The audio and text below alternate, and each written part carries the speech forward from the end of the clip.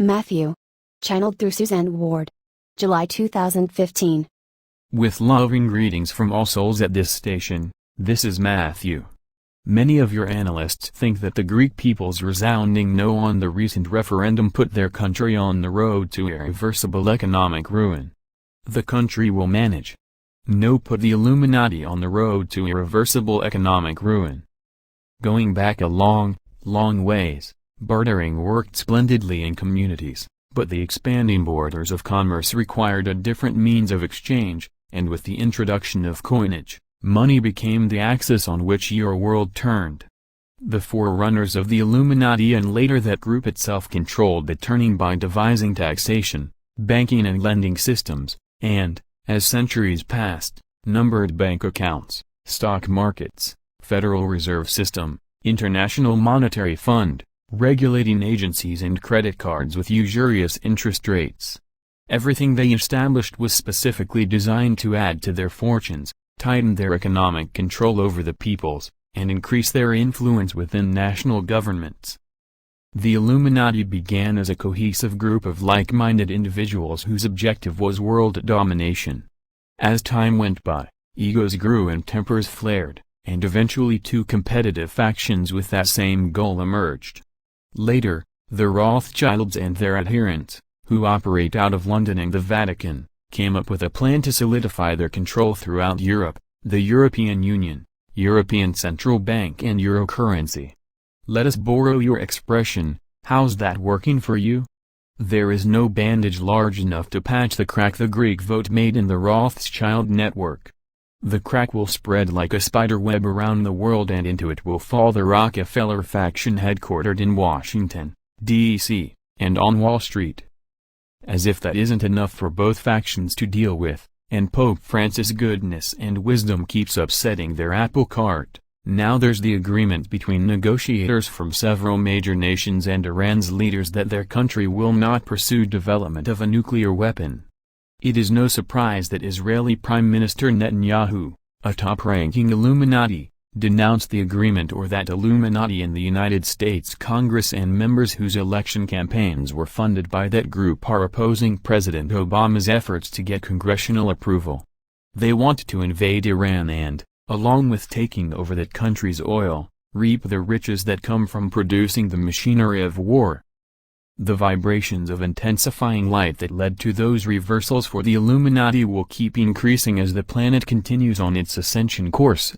If we could tell you when their total undoing will be, we would do so joyously, but activity in Earth's energy field of potential indicates that their inevitable demise will come in stages, not one fell swoop. They still have some power, dwindling though it is, in their Black Ops branch of the CIA, other intelligence sources, including Mossad, high-ranking personnel in some military forces, leverage within mainstream media and some governments, and huge caches of monies to initiate or exacerbate uprisings, fund the Islam State, and pay their minions to hack computer systems, oversee the street drug trade, fill your skies with chemtrails, deny pollution's contribution to climate change, or disseminate false information on the Internet. While a few within the higher ranks of both Illuminati factions are talking with principles and reform movements, the hardliners are talking about joining forces. Some have abandoned their fast-sinking ship, died of natural causes or by their own hand, or been arrested. You would recognize some names, most you would not, and it is unlikely that any of the Illuminati will be identified as such in mainstream news reports. Upheavals will keep popping up as the ages-old light versus stark battle for Earth's civilization at last is nearing its end. You have waited a long time to see the light triumph as predestined, and you can welcome the bumpy ride through the last phases. However, most of the populace don't know about that long conflict, or that everything transpiring and what is ahead is about planetary and personal ascension out of millennia of dark bondage. Many people are fearful or angry, and with each new bump, others will have the same reactions. Your calmness, yet excitement, and explaining to the extent individuals are receptive can encourage them to have an optimistic outlook. But please do not be disheartened if family and friends don't respond positively. They will waken in their own times of readiness. And, We ask that you keep foremost in your thoughts that every person in your world is a part of God, by whatever name the Supreme Being in this universe is called. Every person is inextricably connected at soul level with all others, and God's love for each and every one is unconditional. Seeing offenders through God's eyes doesn't mean wanting them to forego justice by your world's standards. Already this has come to some and shall befall others. What it does mean is, you will uplift yourselves and your world by envisioning those individuals within the light rather than focusing on their punishment. The impartial, non-judgmental and unavoidable laws of the universe will serve them justice in the spirit world according to their lifetime deeds. This is an appropriate place to answer a reader's questions. What will happen to Nirvana after Earth reaches fifth density? Can there still be reunions with our loved ones? Nirvana will accompany Earth to her destination in fifth density and continue to be her spirit realm, but with grand differences. The tiny dense orb that houses the basest individuals and is the only part of the realm separate from the rest will be transported to some third density civilization and incorporated into their spirit world, or it will be dematerialized after its inhabitants are moved to a spirit world of equal density. Nirvana's lower layers, learning centers for people who want to outgrow their negative tendencies such as bigotry, anger, apathy, envy, miserliness, bitterness, disloyalty, dishonesty, manipulativeness, closed minds and desire to control others, also will disappear. Those traits served well when they were aspects of karmic lessons souls chose to attain balanced experiencing, but your society will have advanced consciously and spiritually and no longer need to experience negative characteristics. Indeed, reunions of loved ones can take place in Nirvana when that realm and Earth are in fifth density, but then just as now, meetings can be in any placement in this universe where energies are compatible. Actually, these visits have been happening all along during your sleep time, but your body's density can't retain memories of those visits. When you waken and have fragments of memories of being with a loved one, you attribute them to dreams.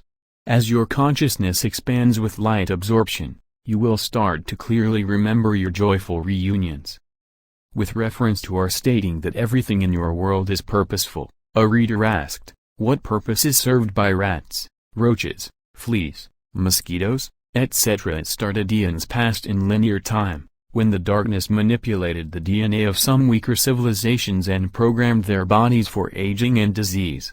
A civilization at third density conscious and spiritual level, which Earth's peoples and other life forms have been for many millennia, has bodies that are susceptible to the diseases that some insects and rats can cause or spread, and, given the flexibility in soul contracts, physical death by that means can satisfy contracts cause and longevity provisions.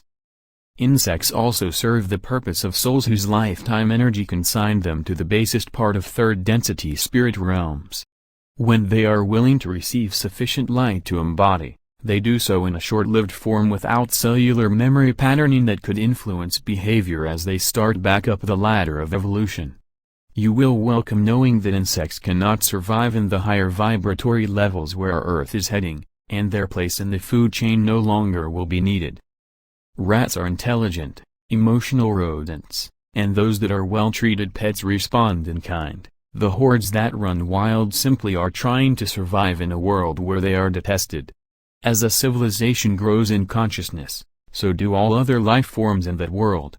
With that advancement comes humankind's respect for all animal life, and wild rats, like other species now considered obnoxious, will be elevated in behavior and popular acceptance. Have no concerns that your world may be overrun with rats or rabbits or any other animals that produce litters quickly. They will reproduce less often and in smaller numbers as long as they decide to embody on the planet. These species, like all others, evolve and at some point incarnate as higher-order beings. Citing numerous ways that Earth's animals are being treated inhumanely, a reader asked, can the Galactics not help with ending this horrendous treatment of animals? Your universal family is helping by beaming light in abundance to Earth, but they cannot interfere with the free will of individuals who cause suffering and merciless death to your animals. It is up to your society to stop abhorrent practices, and thanks to the dedicated efforts of many souls, this is happening.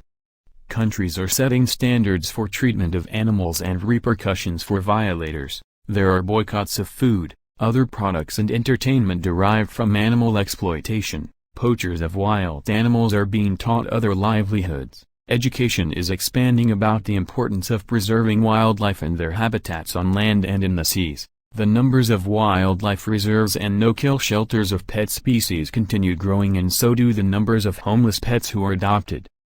Participating in or financially supporting these encouraging activities is vital, to be sure, but an invaluable contribution that everyone can make to improve animal life is to not agonize about their plight, but instead send love light to all of Earth.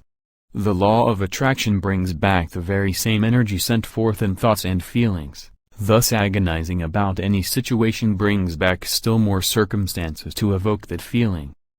A reader in New Zealand asked why teen suicides in her country and elsewhere are becoming more frequent. Perhaps because of religious teachings, dying by one's own hand at such a young age, at any age, is viewed as more tragic than death by disease or fatal injury. So first we say, there is no judgment or penalty and no such place as limbo or hell for people who end their lives. Their reasons differ just as the individuals themselves do. However, according to our colleagues in Nirvana, most teenagers who commit suicide are gay or lesbian, or they know that their body and gender are mismatched, and they enter spirit life with tormented psyches that need customized care for healing.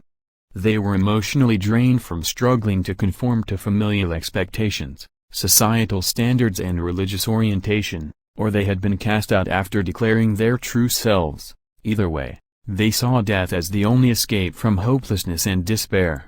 As your society continues growing consciously and spiritually, honoring the divinity and genuineness of all soul selves will replace discrimination and rejection. I have noticed a lot of fear-based information on the internet surrounding ingesting monatomic gold. Can you please elaborate on how it actually works within our bodies? The intention of that information, and it is a good example of disinformation on the internet, is to steer you away from one of the most valuable substances you can ingest. In addition to fortifying immune systems, monatomic gold contributes to health by rapidly regenerating cells, raising body's frequencies, improving organs functioning, accelerating the transformation of carbon-based cells into crystalline, and helping to increase DNA strands. All of those physical benefits enhance brain power, and that leads to expanded consciousness, spiritual clarity and overall balance. Individuals who are influenced by darkness don't want you to have any of those advantages, so they disseminate blatantly false, fear-based information about monatomic gold. To readers who asked if signing petitions really does any good, yes. You may or may not see prompt effects in the specific areas the petitions cover, but the energy you put forth to support endeavors you deem worthy contributes to the overall light on the planet. Please ask Matthew to speak about people suffering from depression. I am fearful I may not be following my soul contract, and more so failing to do my part to promote positive loving thoughts to myself and others so as to assist Earth's transition. Our understanding and compassion go out to this dear soul and to all others who are dealing with depression, an emotionally painful condition that has become almost commonplace in your world, and we hasten to say that none of you is failing self or others. You are not lacking light, but lightheartedness. Even if depression is a karmic choice for balance, it needn't be long-lasting, and discovering and alleviating the cause is possible. The cause may be physical. Consult a trusted healthcare practitioner about testing for hormonal imbalance, which is treatable without pharmaceutical drugs that don't eliminate the cause and do lead to other maladies. We have mentioned the benefits of monatomic gold, and suggest as well that you eat nutritious food, drink a great deal of pure water, get sufficient sleep, listen to melodic music, and spend as much time as possible with nature. Especially during these times when body, mind and spirits are adjusting to ever-heightening vibrations, those are wise suggestions for everyone. In many cases, depression is circumstantial, due to one's own or loved one's situation or perhaps the state of your world. When you start thinking about something sad or worrisome, change to a positive thought about that situation and visualize it dissolving into beams of light, Here again the law of attraction plays a crucial role. Take one step at a time to overcome feeling depressed. This can be as simple as the satisfaction of completing a small task, or as uplifting as knowing that you are contributing light to the world via compassion, forgiveness, gratitude, generosity and kindness. Dear ones, apply those light-filled feelings to yourself, too, and ask for help. Angels, spirit guides, souls in nirvana and other spirit worlds, all are God's emissaries, are ever ready and eager to help lift you out of depression's heavy-heartedness. Yes, planetary cleansing will continue a while longer because Earth needs to rid herself of negativity as it is produced. But we say to readers who asked about earthquakes that will devastate entire major cities, tsunamis of epic proportions, dramatic changes in land masses, and temperatures that will continue rising until they snuff out all life, not only are those concerns needless, but they emit low vibrations that add to the negativity Earth has to deal with. Many who requested our comments about the Trans-Pacific Partnership feel this is an Illuminati-made bill that will benefit only the wealthiest. Several also questioned much the same as the reader who wrote, if President Obama really is a light being, why is he pushing Congress to get this bill passed? And others wrote that his efforts prove he is either Illuminati or their willing puppet or is being mind-controlled by them. Indeed, TPP provisions have the potential to favor only the wealthy. Whatever can be used beneficially also can be twisted into malevolent directions, and we shall tell you what we have been told about President Obama's position. He is acting upon the advice of our space family members living among you to not make waves at this stage of behind-the-scenes talks with individuals in the Rockefeller faction.